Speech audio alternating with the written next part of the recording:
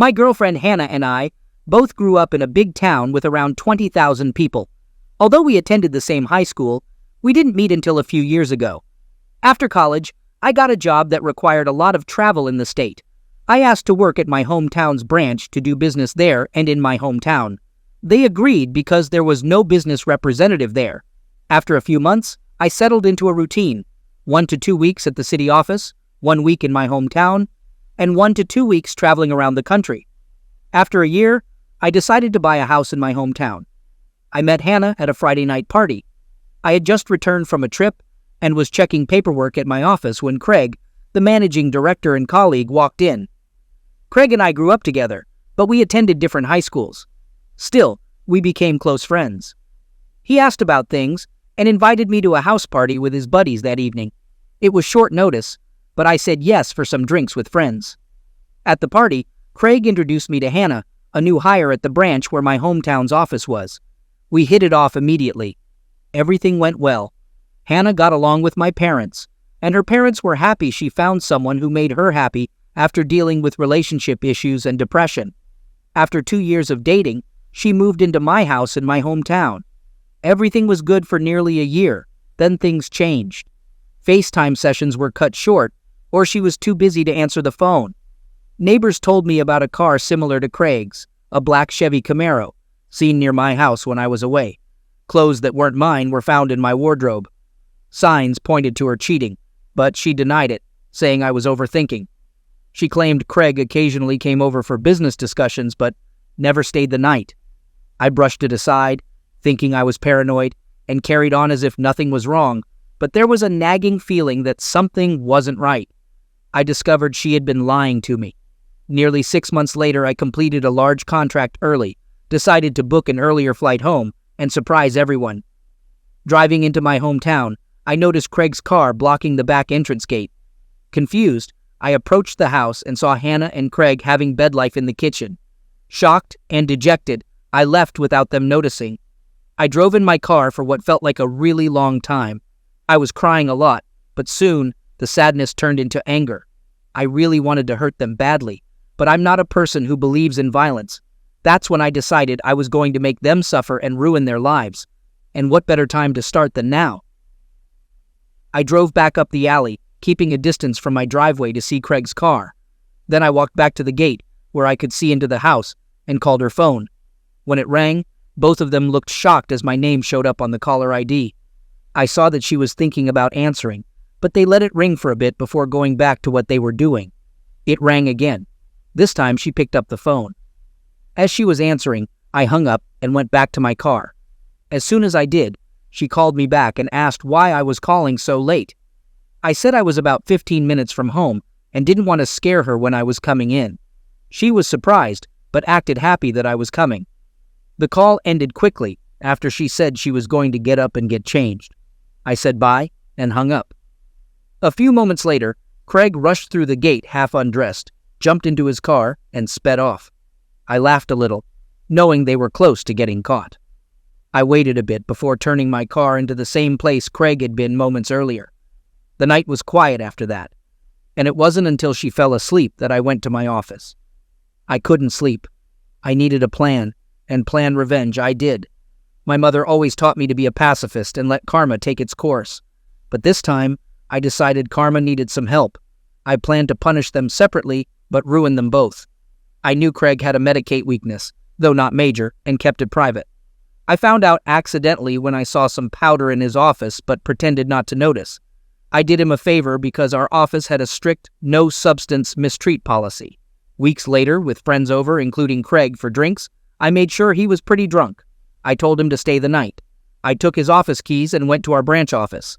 Knowing he'd be asleep until morning, I searched his desk and found a hidden compartment in a drawer. I hit the jackpot with all sorts of stuff inside. I took photos, put everything back, and installed a tiny spy camera above the door. Craig must be using medications at least twice a day, judging by what I found. I had suggested installing CCTV cameras at home for security, but Hannah was hesitant. Before leaving for a flight, I staged a break-in by smashing my back door and leaving it open. I got messages about it when I arrived. My mom was panicking, Hannah was upset, and the police asked me to call. After returning calls, I told the police I was away on business and would talk to them next week. While away, I had Hannah stay with my parents and got my dad to arrange for security cameras and an alarm system. After returning, I acted surprised about the break-in and had the security company explain everything to us. Then came the question I had been waiting for. What if we conduct some business and I don't want a record of it? When she posed this question, she acted shy, but I understood exactly why she was asking. He reassured us that this was a common question, and on the home computer, he demonstrated how to prevent certain cameras from recording if we wanted to maintain privacy, especially to protect her modesty. As I walked him out, I inquired if turning off the cameras could trigger a notification as a security precaution. He came back in, guided me through setting up email notifications, and left shortly after. Additionally, after Hannah finished grocery shopping, I strategically placed spy button cameras throughout the house. It was fantastic. All I needed to do was wait. At this juncture, I sought assistance from legal advice groups on Reddit regarding the couple's law in my country. I wanted to ensure that my upcoming plan could be legally executed, and I wouldn't be obligated to pay money or equity to Hannah. I wanted to avoid any unpleasant surprises where she might take money from me. Thanks to the Reddit community, I connected with a helpful lawyer who assured me that despite dating for almost 4.5 years, we hadn't lived together long enough to be considered a de facto couple. Also, the fact that I paid all the utilities on the property she lived in without paying rent demonstrated she had no legal standing for a financial claim against me. Just to be sure, he drafted a solid legal document, just in case anything went wrong legally. More good news followed. The next week, my boss offered me a promotion to lead the team in the city, reducing travel. Accepting the offer, I began the process of transferring, which would take about 6 weeks, ample time to gather all my evidence. Upon returning to my hometown the following week, I initiated the remaining steps of my plan. I asked Craig for a favor, requesting approval for 1 week of vacation for Hannah for 2 weeks. I aimed to send her and a friend or two on a short break. He agreed, expressing enthusiasm and congratulating me on being ready to take a significant step in my life for the second time. I hugged him back tightly, although not in the way he might have imagined. He agreed and blocked out the week for me, and I requested him to keep it a surprise, knowing it would spread like wildfire around the office. That was my plan. That evening, I informed Hannah that I had booked an all-expenses-paid trip for her and 2 friends to a tropical spa resort for a week, instructing her to pick 2 friends for the surprise of her life. I then shared that the following week, I would be in the city preparing for a crucial client, and I wouldn't be home until the Monday she was leaving. This seemed to disappoint her a bit, but I assured her it would be worth it when she returned. What I failed to disclose was my decision to take a 2-week vacation on the other side of the country, mentally preparing myself for the challenges that would arise the moment she stepped foot on the plane, all while enjoying my first taste of freedom on Sunday. 2 weeks later, I flew back and started driving home. Upon arrival, I quickly passed by my house, and sure enough, Craig's car was there. Similar to the first night I caught them, I parked a bit away and checked the CCTV cameras. They were all live, but I couldn't find them. Switching to the spy cameras and the one hidden in the bedside lamp, I discovered them in my bedroom. Since we hadn't installed any CCTV in our bedroom, she probably felt they were safe on our bed. No surprise, as I had recorded them doing this constantly over the 2 weeks I was away. I then made my first call to the police, blocking my caller ID. I informed them that I was one of my neighbors who saw someone in a car in the alley behind my house, passing things through the windows to passing cars and looking into my yard. I expressed concern about possible medication dealing, providing Craig's car details and description, and stating I suspected him to be the medication dealer. They said they'd have someone there in a few minutes, so I thanked them and hung up. After that, using a new email I had just set up, I sent all the videos from the spy cam of Craig doing medications in his office and also the photos from the other night. I forwarded these to his boss after searching through his desk. Next, I called Hannah and let her know I was about 10 minutes from home. Even though I knew she was flying out the next day, I wanted to surprise her. Looking back at the footage now, I chuckled at the commotion I caused, and I'm surprised I didn't hear any sounds. In a few seconds, Craig came out, half-dressed, and hurried to his car through the back door. It was perfect. As Craig sped away, a police car behind me saw him driving fast and gave chase. After arriving, greeting an excited Hannah, and doing all the couple things, she fell asleep again. On the contrary, I couldn't sleep at all. The next day, she and her friends left in a car. Once they were gone, I had to wait a few hours, but then I started executing my plan. I called my friend, a removalist, and apologized for the late notice, but I needed my place packed and moved. On Friday, after agreeing on a time, I told him he would need to take certain boxes to a storage facility, which he said wasn't an issue. Then, I began packing Hannah's belongings. Later that day, the police called for me to identify if I knew Craig and if I suspected him of any suspicious activities or medication use. Our town took a strict stance on medication law enforcement. I expressed pretended shock and replied no. Turns out they had apprehended the suspect from the previous night with a lot of hard and illegal medications in his vehicle. I grinned, happy that my plan for Craig had come to fruition. By this point, the town was buzzing with news. Events in my hometown don't stay secret for long. Craig was disgraced and promptly fired for medication possession. That night, I went to my parents' house and told them and Hannah's parents what had happened, leaving out certain details, and that I was moving back to the city after being promoted, but Hannah wouldn't be a part of it. They were initially upset that I hadn't kept them informed, but were glad I was handling everything maturely and hadn't stooped to their level, though they didn't agree with ghosting Hannah.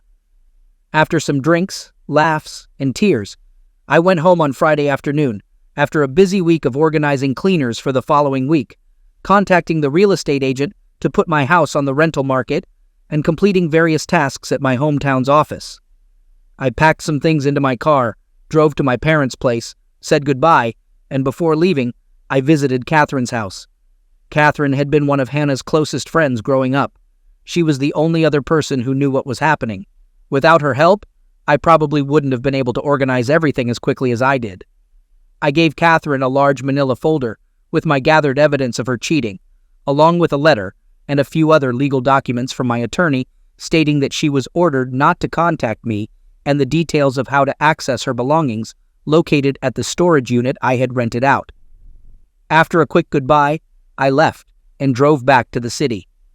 On Sunday, I woke up to several missed calls, voicemails, and text messages. Turns out, Hannah had come home early after being alerted to something being afoot in town, only to find an empty house and a for rent sign out front. Panicking, she went to my parents, who closed the door on her the moment they answered, forcing her to call everyone until she managed to somehow be contacted by Catherine and told that she had a package for her.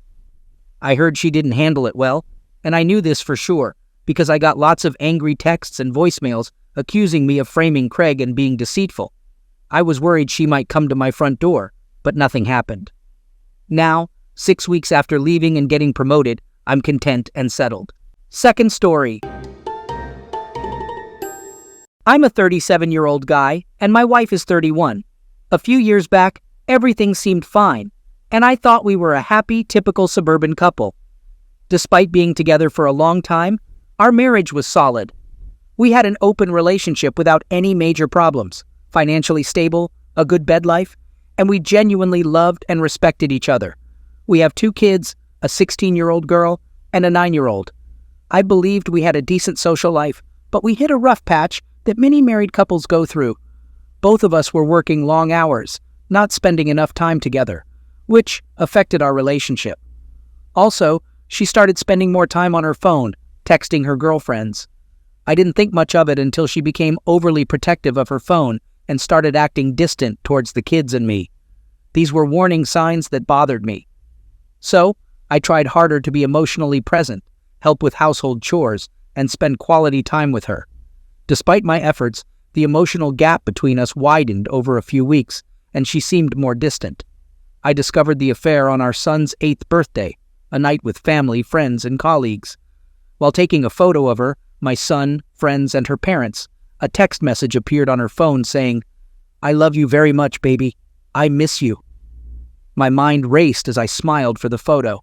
The number wasn't saved, and I realized the affair had been ongoing for a long time. Later that night, I checked her messages, but couldn't find details. Frustrated, I swore to get to the bottom of it. Days later, I came home early to spend time with the kids. While charging their emergency phone, I discovered her Facebook Messenger was still logged in. I found explicit messages and undressed photos between my wife and a guy named Lewis. The messages revealed she didn't love me anymore, criticized our closeness, and planned to leave me for him. It was painful, spanning 2 years. Overwhelmed, I took screenshots and decided to confront her when she returned. A message came in from Craphead, asking if they were still down for the weekend. She replied, "Yeah, honey," the next day. Craphead went on to remind her of the name of the hotel and room number he'd be staying at. Such an idiot. It was music to my ears. I decided to confront her there and humiliate them both. I knew where they would be and what room they'd be staying in. All I needed to do was stage the perfect surprise. I was worried about my kids and the new life that was about to come. She came home from the supermarket. I could hardly look her in the eye, and I didn't want to give myself away, so I went out. I consulted a lawyer, got my options, had a few drinks, and started laying out my plan, sure as hell. The next day, the wife is buttering me up. She says she wants to take a spa weekend with the girls to relax, and when she returns, she wants us to go on vacation, reconnect with ourselves, and focus on our marriage. I go with it all the way. I tell her for sure, of course. It's the most incredible idea she's ever had, and I'll do anything to get us back on track. I talked to my lawyer and asked him to create a strong agreement for our separation, specifying when she should move out, the visitation schedule for weekends, and no child support until the divorce is final. She had no idea this was coming. She got ready, left, and kissed me goodbye, saying she loves me. I told her to have fun, and she left immediately. I went to the bank, closed our joint and money market accounts, and got a cashier's check for her share. I deposited my half into my new account, and then went back home. In my office, I printed about 35 pages of Facebook screenshots, killing time because I wanted her and her new partner to get comfortable before I arrived. I also called her parents, inviting them to a surprise. They were worried at first and wanted to know what the surprise was, but I calmed them down and convinced them to come. I managed to contact Lewis's wife through Facebook, and she wasn't that hard to find. I tried calling, but there was no answer. So I drove to her address and explained what was going on. She initially broke down, but agreed to come. We reached the hotel around 12:30, finding her parents already there. We went straight up to their room. Her parents were confused, asking where my wife was and who Lewis's wife was. I calmed them down, and we went to the room. I knocked, claiming to be the hotel manager, and asked to speak with Lewis. He came out in just a towel. I can't forget the look on his face. He went white, tried to talk, but his wife struck him and walked off. He went after her. Then my wife called from inside. I went in with her parents to find my wife in just a towel. She turned white, started to cry, and her mother joined in. I guess she's supposed to be her parents' golden child. She started saying things, claiming it's not what it seems, etc. I told her I'm not here to argue. I handed her the divorce papers and the printed out texts, saying I would email them to everyone we knew and give them to our daughter so she would see the truth about her mother. She broke down, worried about her professional and parental image. I gave her a check for half of the money market account and told her I withdrew my half from all the other joint accounts. It was enough for her to find a place. She started crying more. Her parents were silent and in tears. They went to stand in the lobby. I could almost see the different thoughts and waves of emotions going through her. She asked why I would do this to her, but we both knew she brought it on herself. I told her I expect her to sign the papers and leave them at the house when she comes to get her stuff. I started to leave. I told her she could continue to have fun with Lewis. I left and apologized to her parents. I'm really sorry they had to see this. They understood and advised that we both see a marriage counselor before any decision is made. But my mind is made up. On my way out, I passed Lewis and his wife having a fit downstairs. I smiled a little. Serves the monster right. We exchanged a few heated words. He asked if I'm happy, and I screamed yes. I got in my car. I started to cry, but I managed to pull myself together enough to drive off. I have no idea what she did that evening or over the weekend, but she repeatedly texted and called me asking to talk.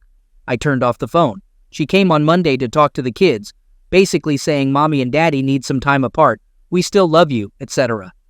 She then apologized some more and said she wanted her family back, but she didn't know what she was doing, etc.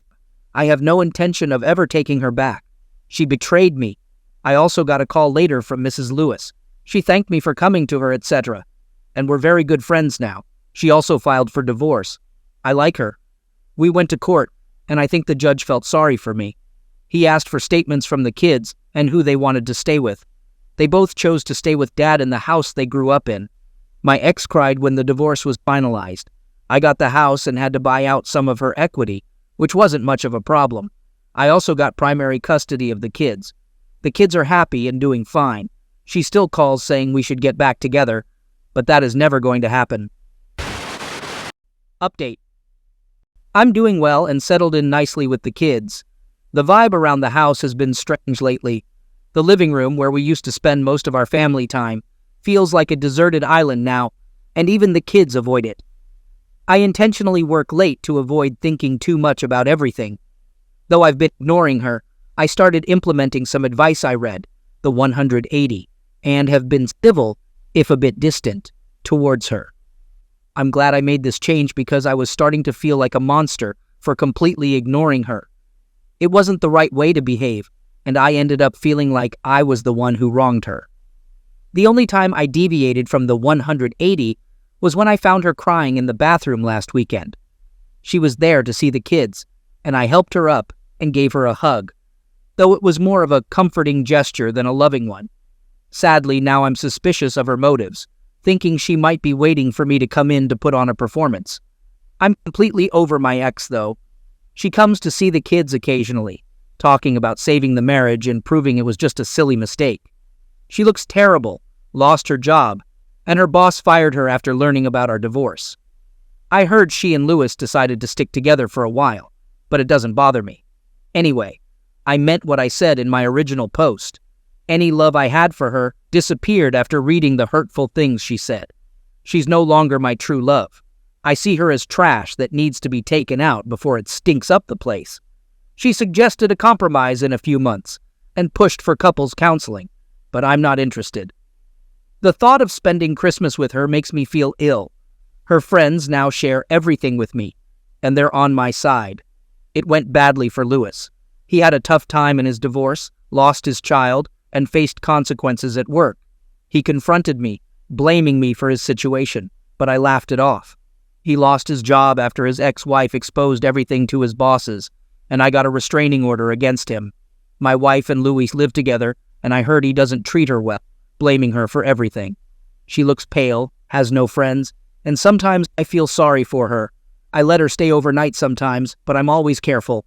I've been seeing other people, and currently, I'm going out with a very nice lady I met at my party. Friends threw the party to cheer me up after the divorce, and she's the breath of fresh air I needed. We've been going out for 2 months, and she's great with the kids, but I won't reveal her name. I invited her to move in with me.